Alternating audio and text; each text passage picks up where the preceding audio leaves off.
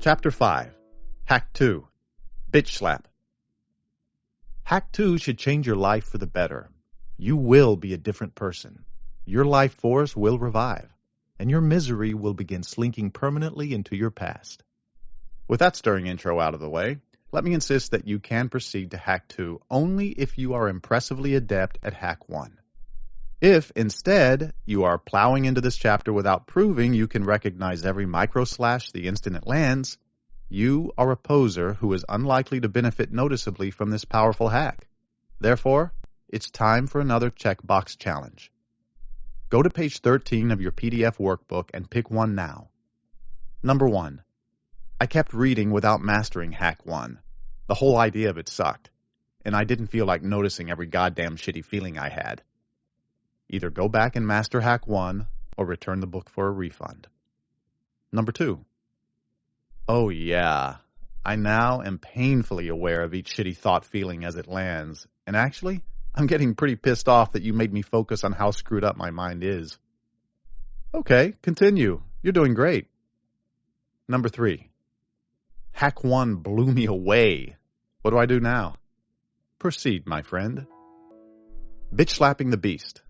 Merriam-Webster's online dictionary defines the slang term bitch slap as a transitive verb meaning to slap someone angrily, usually as an expression of dominance, contempt, or disrespect. And that's exactly what I'm talking about in this hack. Does the term bitch slap annoy you? I hope so, because I want you annoyed now. Being annoyed will prove far more useful than being glum or morose. You should be pissed off, having just realized an invisible, energetic beast is force-feeding you shitty thoughts and devouring your life force. This is almost worse than shoving corn down tubes in the throats of geese to fatten their livers for foie gras. Just saying. Despite requiring an excruciating degree of diligence, Hack 2 is simple, easy, and yes, fun. You must have realized by now that trying to reason with the beast is a fool's gambit. The only sensible solution to your mental suffering is to bitch slap the beast every time it force feeds you a shitty thought. Let me be crystal clear. From now on, any and every thought that feels shitty when it lands is to be immediately resisted, rejected, and repudiated. You repulse each micro-slash the instant it strikes. Every time the beast tries to land a micro-slash, you bitch slap the beast immediately. Do not take even 1 second to analyze whether a shitty-feeling thought is true or has value to you. If you try, the beast will outmaneuver you every time. Instead, your Hack 2 intent is to instinctively and reflexively reject the inbound shit before it sticks. Don't entertain it, don't explore it, don't process it, don't accept it with loving kindness, don't play patty cake with it. If a thought feels shitty, immediately bitch slap the beast. How do you bitch slap a non-physical entity? It depends on your manner of thinking. Visual thinkers can imagine bitch slapping or nose punching a hulking beast. Perhaps you prefer to slap the beast with a fly swatter or smack it with a heavy pillow, a blackjack, or a baseball bat. Use your imagination. Because I am a verbal thinker, I bitch slap the beast verbally. Here are a few examples of shitty feeling thoughts and bitch slapping responses. Compare their simplicity to the complexity and rigor of CBT techniques and finding happier thoughts. I don't want to go to work today. Shut up. I can't stand to look at myself in the mirror. Shut the hell up. It's supposed to snow again today. Piss off. How am I going to pay this bill? Leave me alone. I miss my ex-boyfriend or girlfriend. Fuck off. You'll never amount to anything. Who asked you? You're a worthless loser. You suck. I'm the only honest person left in the world. Stop already. That floor needs refinishing. Blow it out your ass. The concept I want to drive home is this.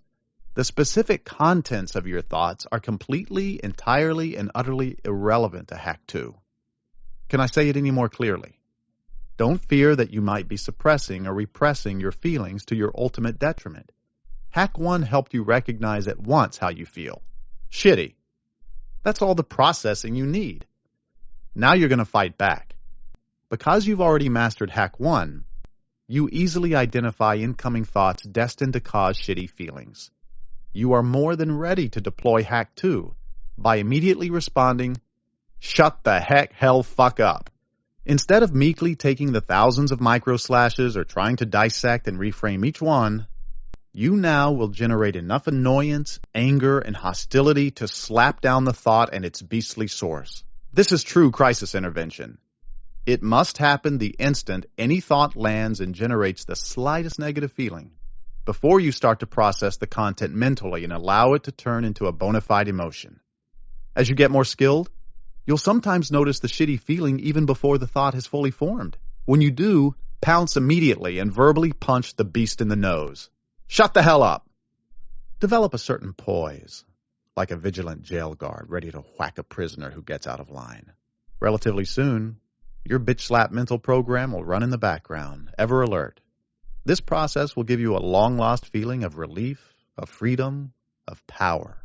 I admit, this sounds ridiculously simple, simplistic, or silly, which is why I went through the whole rigmarole about the source of our thoughts and traditional approaches for improving them. Just to rehash, we have no idea where thoughts come from. We live in a world where creatures eat each other to survive. We believe in non-physical entities. And your life force is being decimated by a relentless stream of thoughts that make you feel shitty. So why not give Hack 2 a try and start a little bitch slapping? What have you got to lose? You might like it. I know I do. Your resistance. I hope you're embracing Hack 2, but I know you're probably resisting it. I say this because you're basically a very nice person. Too nice, in fact, and you know that. Maybe you wear your niceness like a badge of suffering. I'm just too nice, shitty feeling. People take advantage of me, shitty feeling. Let's face it, most depressed and anxious people are too nice. And most assholes are not depressed and anxious. You probably resist repeatedly shouting, "Shut the hell up," even to your own thoughts, right? Perhaps you're clinging to the quaint idea that your thoughts are important messages from God, your guardian angel, your spirit guide, your soul, your higher self, or some other source that's trying to help you. Well, how's that been working out for you? Now's the time for you to make the change I asked of you at the beginning of this book. It's time for the force of life to flow in the opposite direction. To you, not from you. You are going to be nasty to the beast from now on until the beast is just as whipped as you are now. Don't try merely to ignore the beast. That's fruitless. You must be more aggressive and vigilant than if you were protecting a loved one from evil incarnate. Your life force is that important. In the beginning, you'll say a lot of spiteful things to the beast, and this nastiness might annoy you.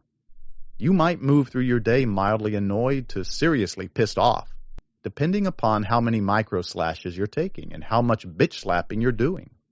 This is good, because anger contains more life force than depression and anxiety. Embrace your anger as a crucial step on your journey to neutral. Perhaps you aren't ready to bitch slap the beast because you have a few what-ifs. What if the bad feeling is a warning that I shouldn't go out with that guy because he's a serial killer? What if this awful feeling is because I know eating that triple banana split will aggravate my diabetes? What if that mole on my nose really is cancerous? What if I feel shitty because stealing cash from my mom's purse is a sin? What if I feel bad because I'm afraid I'll get arrested for beating the crap out of my spouse or sibling or classmate or boss or neighbor's dog? Although my knee-jerk reaction is to reply with the same panache I give the beast, "Shut up, asshole," I admit that sometimes your shitty thoughts and feelings have real value. You can take a moment to consider this, right after you bitch slap the beast. Our BHAG, big hairy-assed goal, is not to be reasonable and to play fair with the beast. It's to resurrect your vital life force. Forget all the what-ifs and focus on owning the habit of reflexively repelling every shitty thought before its shitty feeling takes another whack at your feeble life force. What to expect? So what can you expect to happen as you become adroit at bitch-slapping the beast? In the very beginning, expect the beast to ramp up its rate of slashing as it struggles to maintain control over you. You might find yourself saying some variation of, "Shut up," dozens of times in rapid succession. Hack 3 will help with this. Saying "shut up" is a lot less tiring than using CBT techniques or finding happier thoughts, though. You might start to feel frustrated and wonder if you can persist with constant bitch slapping. You can, and you must. Suddenly, though, something wonderful will happen. After a bitch slap, you'll perceive something new. A moment or two of absolute silence. It'll seem as though someone has lifted the needle off the vinyl record of shitty thoughts playing in your head. Your body and mind, prepped for another shitty feeling, will experience an instant of confusion and maybe a shudder of exhilaration. Wait, what? The shit show stopped? Silence? Whew! Wow. When your shitstorm stops, what should you do? For now, just observe and enjoy the brief but profound silence. Feel the empty space. Acknowledge the you experiencing the quiet stillness. Maybe a tiny, almost imperceptible whiff of life force will blossom, bringing a subtle feeling of relief. Yes, there is hope. The beast can be tamed. Ah, that silence feels good. See how long the stillness stretches before the show starts again. Hack 4 adds some other ideas. Before long, the micro slashes and bitch slapping will resume. Will the micro slashes ever stop? Can the beast be utterly vanquished? I have bad news and good news. In my experience, the beast cannot be killed. It'll be with you always, waiting for any opportunity to pounce and devour your precious life force. The good news, and the reason I'm writing this book for you, is that you can beat the beast into submission, dramatically reducing the number of shitty thoughts and feelings, freeing up mental and emotional space to enjoy positive experiences, and consistently banishing your depression and anxiety. Hack 2 is the linchpin of the 7. When you master Hack 2, your life will become forever better. Before we move on, try a little exercise. On page 15 of your PDF workbook, write down your 3 or 4 shittiest repetitive thoughts and what you're going to say to the beast the next time they surface. You don't have to put this book down after this chapter, because Hack 3 goes hand in hand with Hack 2, and you'll deploy them simultaneously to defeat the beast. That said, taking a day or two to practice Hack 2 before proceeding will help you appreciate the value of Hack 3.